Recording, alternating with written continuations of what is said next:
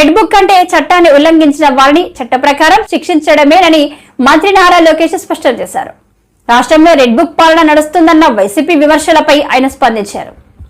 జగన్మోహన్ రెడ్డి గారు సైకో అనుకున్న ఇన్నాళ్ళు ఇప్పుడు ఫేక్ కూడా, అంటే ఒక అబద్ధాన్ని 10 సార్లు చెప్తే నిజమవుతుందని సామెత ఉంది. అట్లా చెప్తా ఉంటారు అబద్ధాలు. అందుకే ఫేక్ జగన్ అని ముద్దుగా పేరు పెట్టిన. మీరు చూస్తే మన ఎన్డీఏ ప్రభుత్వం వచ్చిన తర్వాత రోజుకు ఒక అబద్ధం వాళ్ళు చెప్తారు. ఒక ఉదాహరణ, అంబేద్కర్ గారి విగ్రహం దగ్గర అక్కడ ఏమైంది? అంబేద్కర్ గారి పేరు కన్నా జగన్మోహన్ రెడ్డి గారి పేరు పెద్దగా ఉంది. బాధపడిన కొంతమంది దళిత యువకులు వెళ్ళి అది పీకేశారు. ఏం పీకేశారు? జగన్మోహన్ రెడ్డి గారి పేరు పీకేశారు. తొలగించింది జగన్మోహన్ రెడ్డి గారి పేరు, ఇంకేం చేయలేదు వాళ్ళు. ఒక ఇటుక ఎరగలేదు, అక్కడ ఒక చెట్టుకి ఎలాంటి ఇబ్బంది లేదు. కానీ ఇప్పుడు అది పెద్ద గోల్ చేస్తున్నారు, ఏదో అయిపోయింది. ఈ స్వభావంగా అడుగుతున్న వాళ్ళందరినీ.